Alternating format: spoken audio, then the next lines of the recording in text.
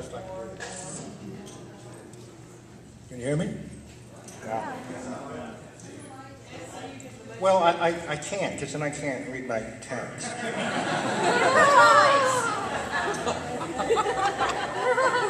Wing it.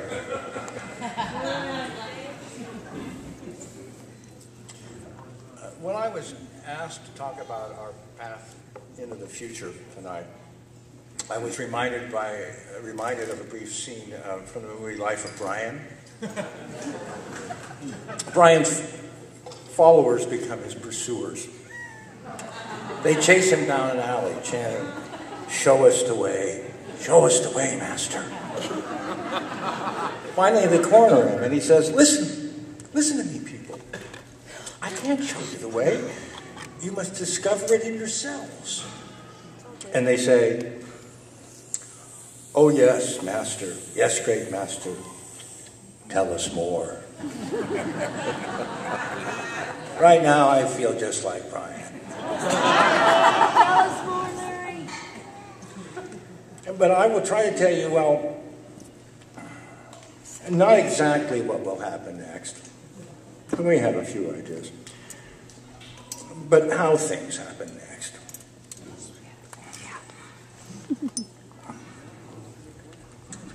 I want to first talk to you about how the 10 Principles got written. Has anybody ever wondered? Yes, sir. Oh, yeah. Tell us so, Yeah. Larry. It was back in 2004. At least 4 years after the regional movement had already begun to announce itself.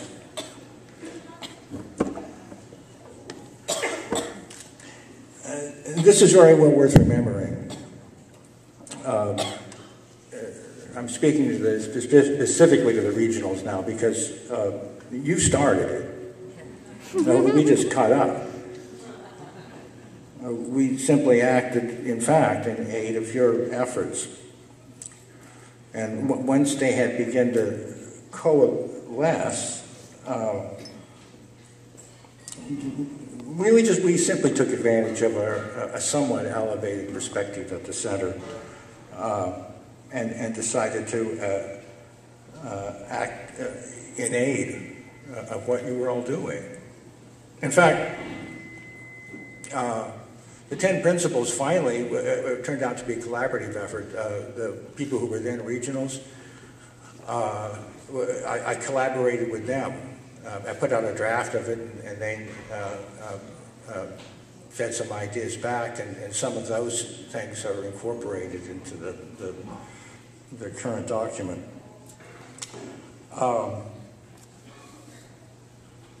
What I did is I was told by the regional committee that I should write this. And so I took a plane down to Mazatlan, and I stayed there with Rod Garrett. Some of you may know him. He's our city designer. And he had a house there that he purchased and fixed up, and then Rod, being who he is, being a city designer, began to redesign all of Mazatlan. He began with one house at a time. He got a partner, he had a partner, a young man who was an architect there, formed a partnership with him, and I don't know, he's done 5 or 6 of them now. And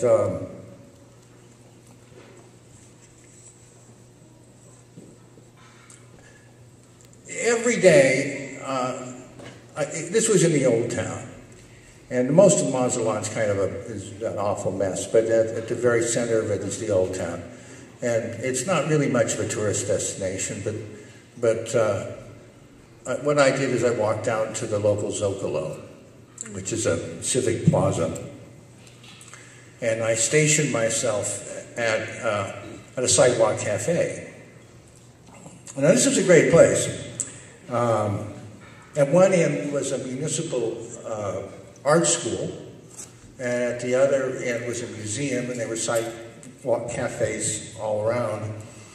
And every day there was a public concert at the bandstand in the center of the space. Young art students flocked through it. Whole families promenaded.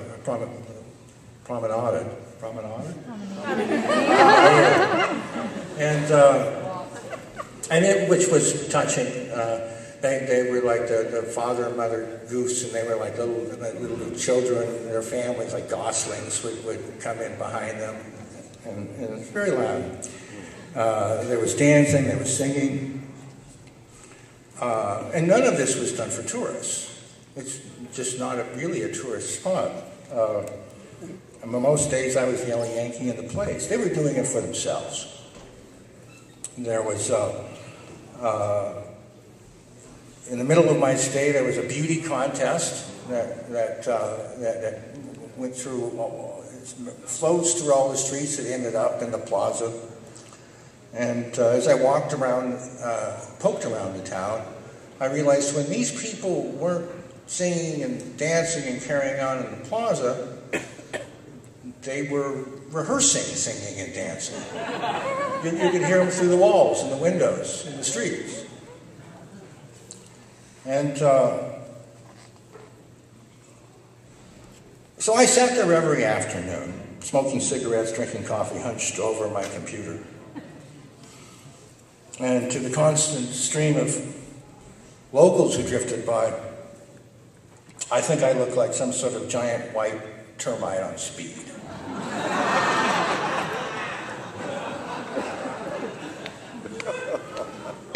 But for my part, as I watched all this interaction, it seemed to me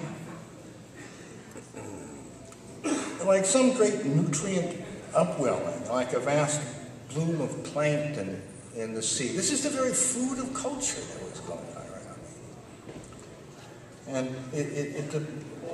And I thought, well, the Zocalo is just like the Center Cap Cafe in Black Rock City. And I thought, well, the Burning Man Project is a kind of portable Zocalo that's adapted to produce culture in the 21st century, because we live in a world that isn't marked by these constancies of time and this continuity in space and isn't bolstered by tradition. We don't have a clue. We live in a world that lies in shards. And we need to invent some way to turn this into a movable feast. So I got all charged up. And I came back to the city, and I walked in the regional committee room, and I said, I have the 9 principles.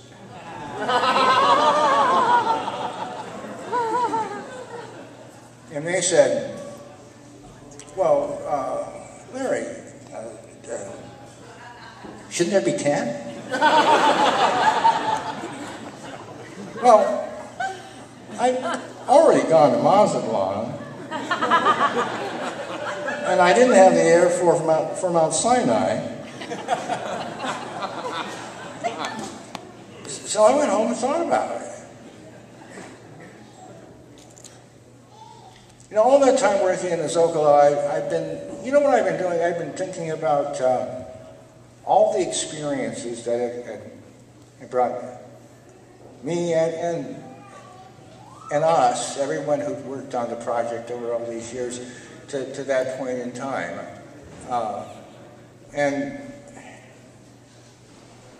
I went back to the beginning. I thought about how everybody knows this story. I called Jerry James and I said, let's burn a man on a beach.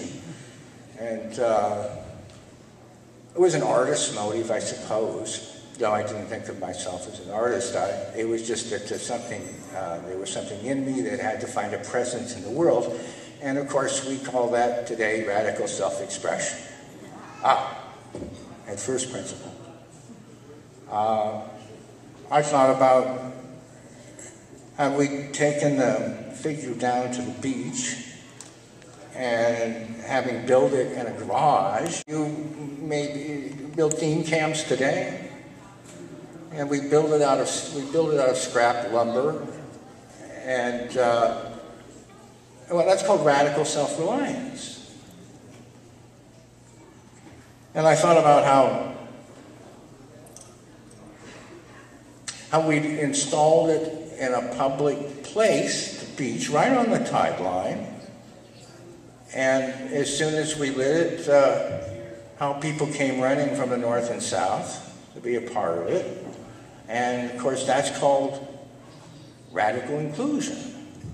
You see, all this stuff that the principles were made out of was derived from our immediate experience. And it came from our struggle together to make it happen. It came from well, when we carted that giant down a cliff, that we had to we had to get well, we needed help, but since we were just giving this away, since it was a gift, well, you know how it works. People will always give to a gift. And so that was the beginning of gift giving, and in order to build the thing, we needed teams of carpenters, and that was certainly collaboration and cooperation. Those are principles too. But then but you know, the event didn't really begin by my reckoning, on my calendar. It didn't begin until after we lit it, and after the people assembled. And I have a confession to make to you. I'm a looky-loo. I like to watch. I really like to watch. And I remember to this day what I saw. A woman who I didn't know ran up to the figure. The wind was shunning the flames to one side, and she took his hand. Well, she'd invented a form of participation, hadn't she? She actually improvised a ritual on the spot. And a hippie with a towel on his head with a guitar invented a song.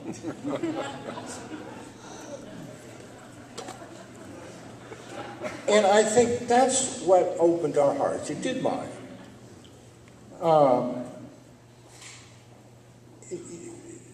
In the principles, it says we make the world real through actions that open the heart. And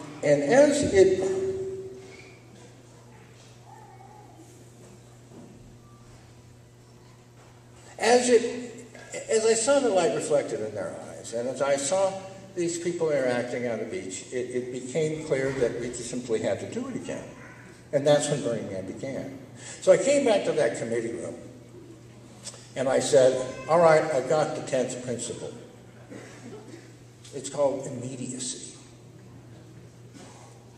It says that the most important touchstone of value in our culture is immediacy.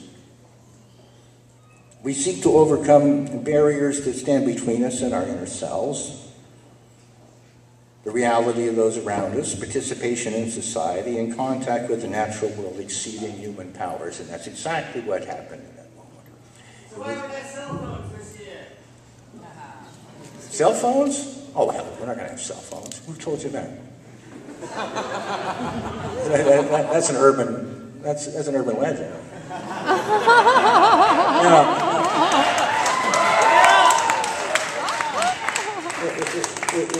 there was the threat of it I'll tell you the truth. There was the threat of it last year, and we knew that this company was going to put up a little tower at a local hot spring, and I was irate too. I pounded the table the day I heard about it, and then it turned out. And then I talked to people who knew something, and they said, "Listen, you know, the capacity they've got, it's all those people that's going to overwhelm their bandwidth. No one will ever get a call out." The only thing that happened is that it helped our crew set up and organize the city, because if there were just a few people out there, we could use it. And then when you all came, it was all over. It was good.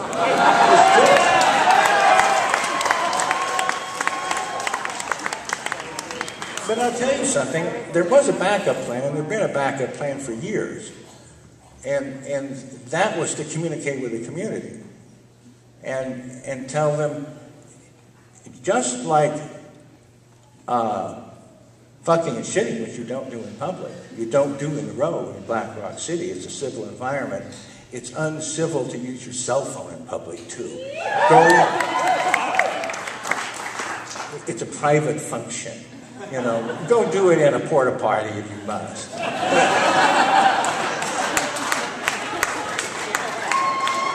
But keep it away from us, and keep it away from us, because what that would violate is the principle of immediacy. Can you imagine being at a burn somewhere in the playa and someone saying, well, I don't know, I give this one about a 5. What's it like where you are?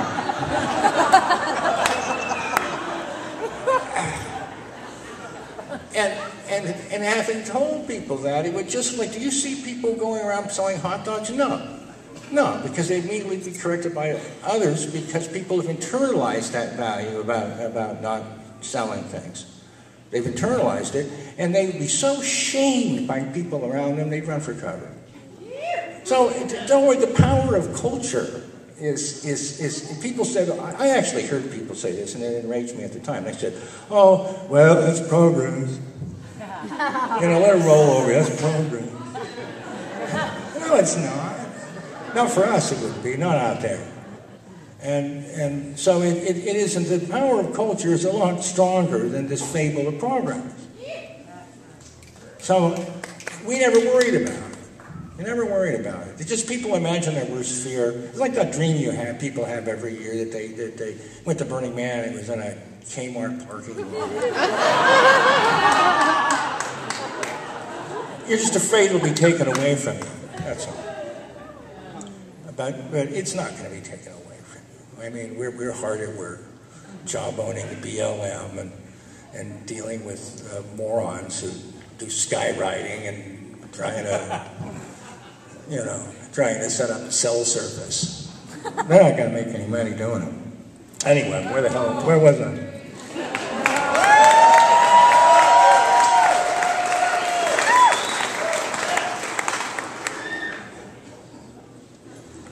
You see, in fact, it's not just about rules out there. It's that if you're talking about immediacy, it says in the principles that no idea can substitute for immediate experience. You're not going to put up, you're not going to substitute some sort of ideology, some kind of symbol that eclipses the thing that generates the real meaning. What generates the real meaning is your immediate experience of yourself and of others and of a society around you and of the great world of nature that's bigger than we are. It was so on the beach, and it's so on the playa today. You see, the point I want to make is that the 10 principles are descriptive. They're not prescriptive. They don't tell you exactly what to do.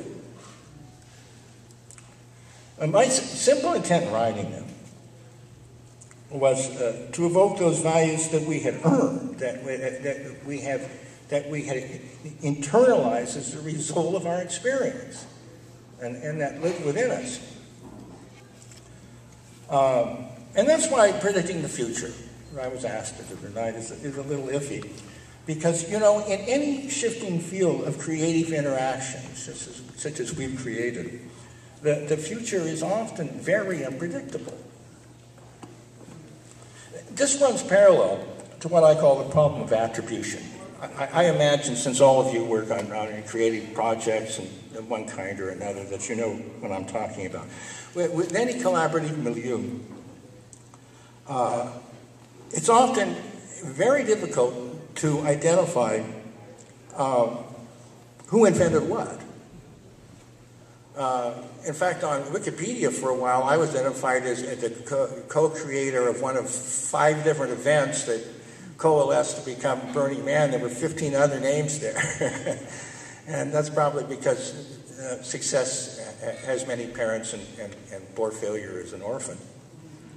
But it is very difficult to remember who invented what.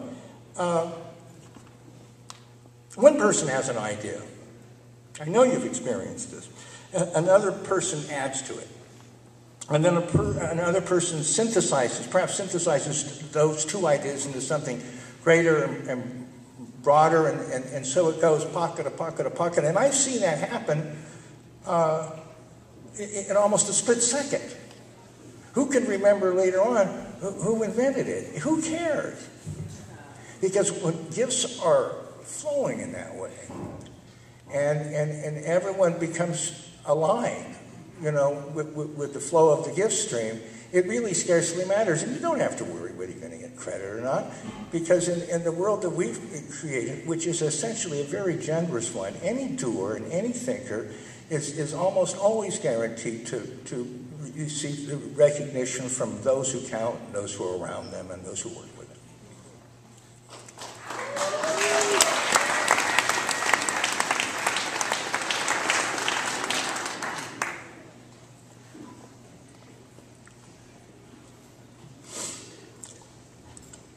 So the future is unpredictable. From moment to moment, it's unpredictable. For instance, who would have predicted the Zara Garden School? I mean, well, I did, actually. I didn't predict it. I kept saying, someone ought to do this, because the Burning Man is one of the greatest schools on earth. It really is. If you want to pick up new skills and learn things, and everyone shares what they know with you, and I said, well, somebody got to do it, but I didn't lift a finger, and I didn't do it, and I didn't have a clue as how to do it. And one day, Mark Hinckley of San Diego, who was at the heart of the Zara theme camp,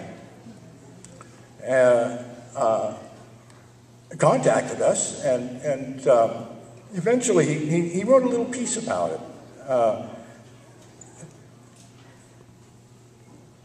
I mean, honestly, how many of you would have thought that a school for children, Burning Man, that there was some sort of straight line between those two things?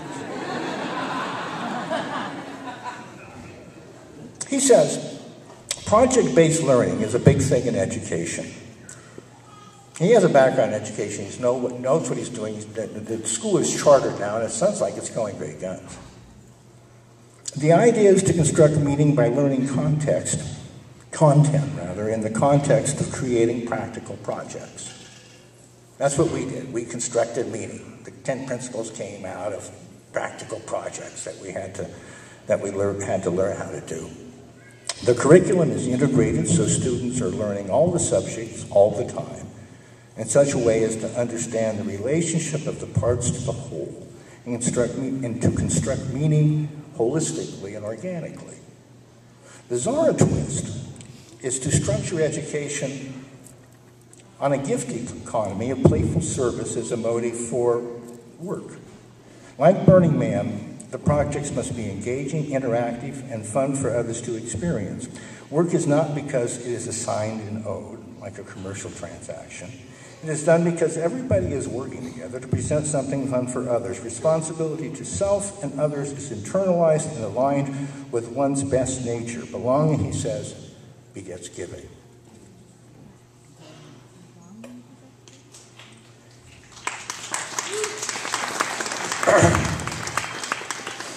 Perhaps more to the point, who would have predicted Burners Without Borders?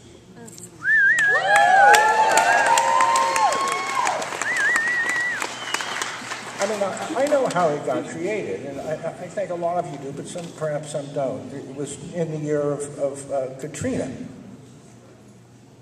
And when word hit of what happened on the Gulf Coast, you know how information, rumors, whatever, travels, and they just rolled through our community. Everybody knew within about an hour.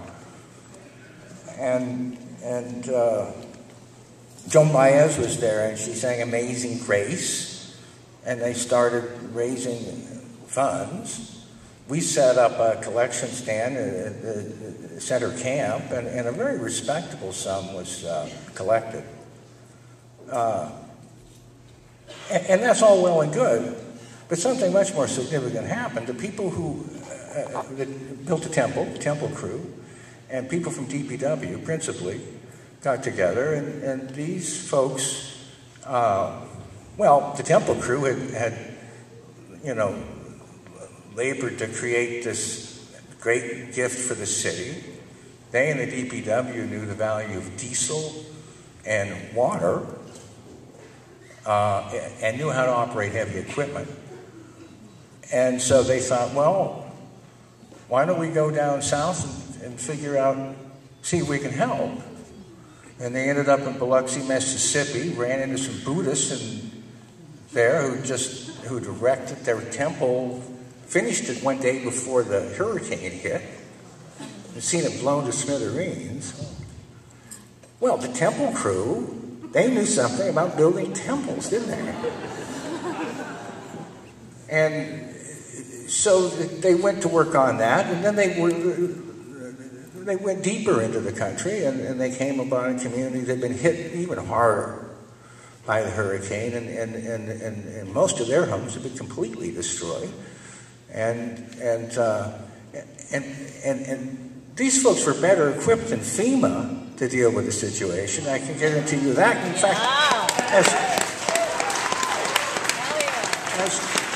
as people began to, as some supplies began to arrive, they actually formed the entrepot where goods got dumped off and became the distribution center. Nobody else was equipped to do it. And they began to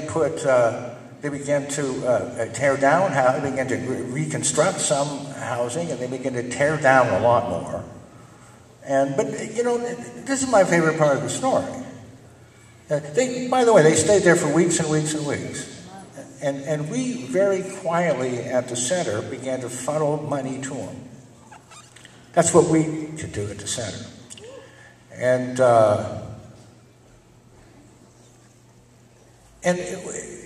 ultimately, the thing that arrested me was that they'd spend days just pouring through this toxic debris. It's nasty work. And then at night, they do what burners do.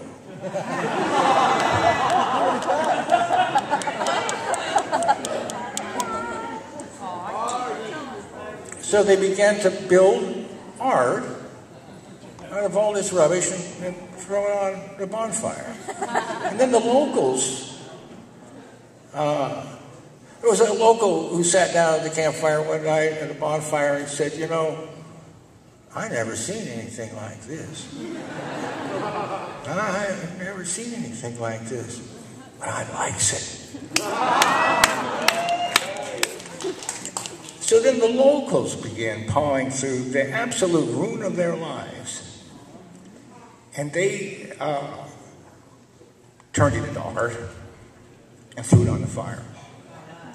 Now, FEMA's never going to deliver that.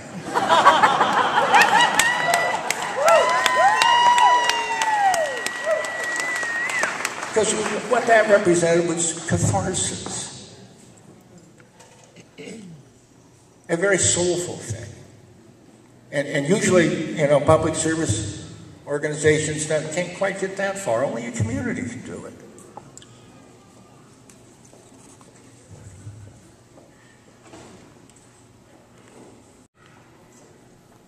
I mean, who would have predicted Black Rock Solar? I mean, we didn't. What happened is we did the Green Man theme, and we decided, well, let's power the man through solar. And we got a guy named Tom Price to coordinate that. He'd been very much involved in Burners Without Borders as well. And well, what came out of that was, you know what they've done by now? They've not only become the player in solar energy in Nevada. I mean, they're the inevitable player people go to when they want to create electricity for hospitals, schools. Now I guess he's eyeing Utah. That's what he told me. He comes from Utah. And now he's ready to go back. And because it turns out in all this talk about solar, there's nobody feeling that niche at all.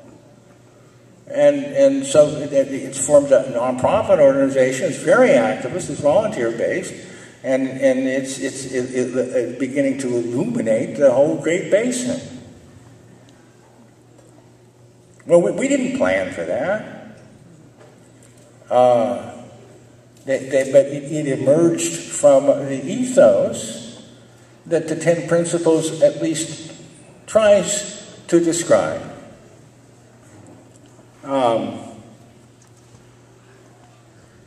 There were a lot of things going on. You know, I was going to list a few, but a couple others.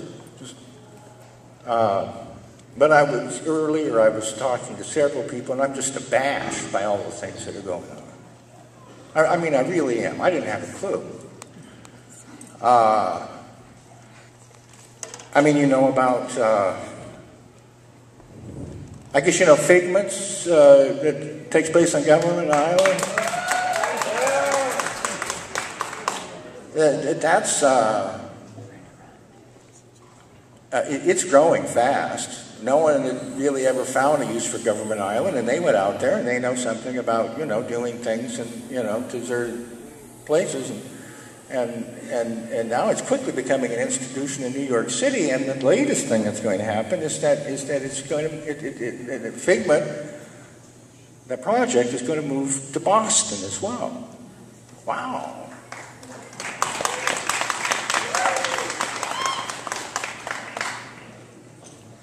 Recently Mary went down to Australia and to New Zealand to just see what was going on out there. And there's a group that's putting together a thing called Burning Seed. And they've incorporated the 10 Principles into their founding charter. And they're experienced event organizers. People in their 40s.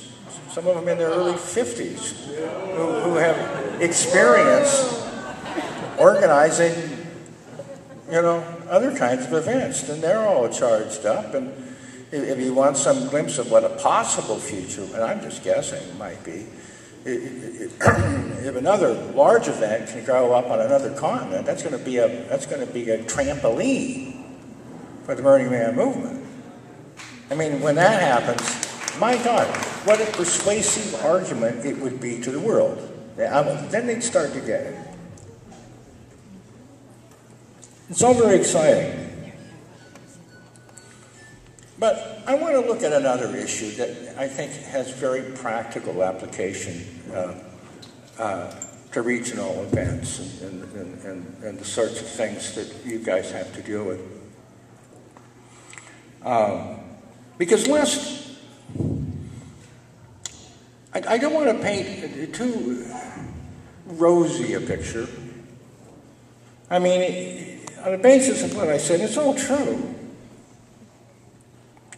I guess then all we have to do is say, let culture provide. But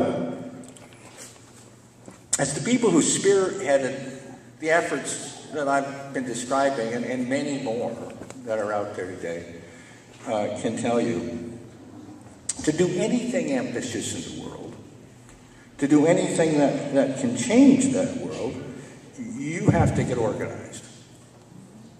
And this is a lesson that Burning Man learned the hard way, as always. The immediate experience. You have to get organized. And when you get organized, you have to start paying some people. I mean, I'm paid. Marion's paid. We have a staff that's paid. DPW out there works easily. They're paid. And there are people in our greater community who have looked at the 10 Principles, and they tend to interpret them as being in a legalistic way. We're against commerce. Money is evil. And you can't be paid for that. But of course, if you accept that, then you're really not going to accomplish that much in the world. I mean, you aren't. You won't have the time. It's just an avocation. And believe me, any of you who organize know that volunteers are good for some things, but once you start doing things at any scale, at any ambition, you have to absolutely count on people to do things. And volunteers, if they're following their bliss, is liable to find it over there and out of the job you're asking them to do. And this is a very real problem we have to face. You see, I was afraid a while back as we became more and more organized and more, frankly, professional in what we do, that it would just suck the soul out of things. You know, that we would begin hiring people for their professional qualifications, and it would be, you know, we have a slot to fill, and fill that slot you will, and shut up and do your job. And indeed, people wouldn't invent roles. They wouldn't be put in contact with their gifts. They wouldn't surprise us with what their gifts were. Well, one thing I found out is that, one of the things we found out is that people who applied for these jobs came out of our own community. So they had an education to begin with, but moreover, you'd end up with a list of, after you vetted it down, you'd end up with a list of so many candidates, and then we do things the way we do things in our culture, that as we base it on, we'd use consensus. We'd have them come and they'd interview all kinds of staff members, and we get the impressions of everybody we worked with. And interestingly enough, when it came down to the 3 or 5 final candidates, it really wasn't about their professional qualifications. It wasn't about their ability to fill the slot and do the job. All of them were good. All of them were qualified in that way. Really, the final decision was a soulful decision. Finally, it was, who are they? It was a soulful decision. What really motivates them? And I mean, I can see both sides of it. It's easy to fall into the trap of just looking at things from a utilitarian perspective. Right? Saying, we need this done, you have to do that. But that's not, you have to walk a tightrope, is what I'm trying to say. That you have to balance the, one value has to do with pure utility, and the other one has to do with the creative springs of action and the identity that people harbor within them that they may not even know of yet, but that their soul yearns for it. And how do you balance it? You know, what we've come up with is sort of like what Google does. You did know that the Google boys came out years ago, before they really became big shots. And they came up with this "don't be evil" idea, and I think that has something to do with us. I really do. And then they came up with another interesting idea. In their field, it's all open source and it's all project-based, and so they said to people, take 20% of your time, we're paying, but take 20% of your time and just do what you want. Follow your bliss. Find a role. You don't have to do a job here. Find a role, you know, that fulfills you. And then naturally, apparently people share it with all their peers. And when they share with all the peers, pretty soon if the company can use it, everyone seems to be happy. Well, that's an interesting way to look at it. Here's what we do. We hire people to do jobs. But if they want to do something that they've invented, they want to do something, they want to see if they can explore some part of themselves. If they want to do that, we say, okay, do it, volunteer. We'll pay you for your job. You can volunteer for this. But you know how it works out? Very frequently, they follow their bliss. They do something, everyone in the organization becomes aware how valuable it might be, and they end up inventing a new job, and we hire them to do that. So it is possible, what I'm trying to say is it's possible to go back into the world from Birdman. If you treat it like utopia, then we've just, the utopias don't work. And it permanently limits the meaning of what we're doing together. So it's time for all of you out there, regardless of this, you'll get skeptics in your communities. You're just trying to get money out of this. Well, don't worry about it. You know, keep things transparent, and it can be made to square with the exigencies of life in the so-called default world. Now, if we can all get over that, we can do great things. I'm going to tell you a last story that has some bearing on our culture and the relationship between roles, jobs, and just how things happen when people really belong to a culture. For years, one of our first employees, very first employees, was Joy Arabella.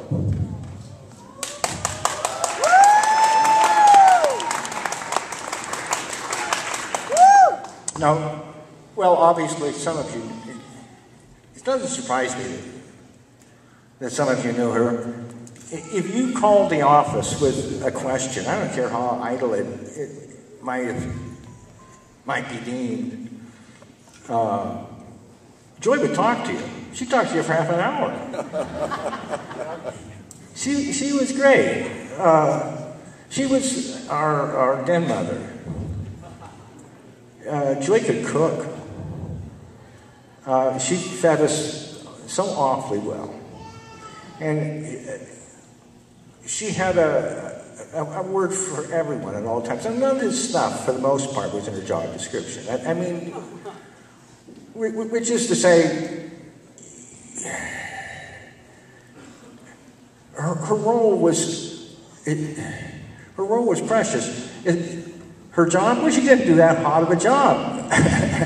You know, about a third of the time, it drove her supervisors crazy. But we kept her on.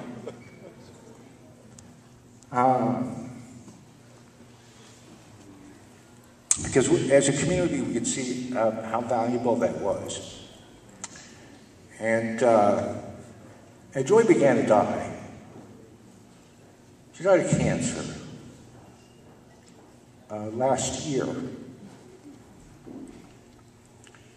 Just before our annual retreat, one by one, all the people in the office, many of the people and the staff that went out and visited her in Nevada City, where she was.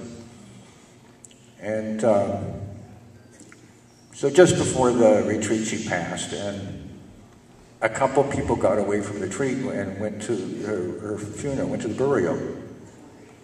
And it was very like Joy. She found a place where they wouldn't stuff you in a coffin that looked like a refrigerator, and instead she was put in a winding sheet and lowered right into the ground. Talk about immediacy. And a guy named Dave Axe, some of you might know, who's our chief pyro. Well, he has a job, but he also has a role, and he's sort of our resident shaman. And so Dave, at the retreat, Dave said, well, you know, I've made this, it's the Temple of Joy. And he made two stands that made a kind of a pyramid. And I remember he expressly said, I made this kind of plane because I didn't want to put any of my ego into it. He knew what he was doing. And then he had these wooden spoons. And he said, you can decorate these. And this is at the beginning of the retreat. You can decorate these and any way you want. and you can glue them to the, and everyone started doing that, and we had breakout sessions, and then every one of them, somebody was working on their spoon. And then one night we went down, we were at this gorgeous retreat and place. In fact, it looked so good when we all arrived there. I looked at all my colleagues and I said, God, what a bunch of weirdos, because they just stood out against this professional, place. And then I remember, oh, that's right, I've loved weirdos all my life. And we went down, and Dave knows how to build a fire. He's really good at building fires. So he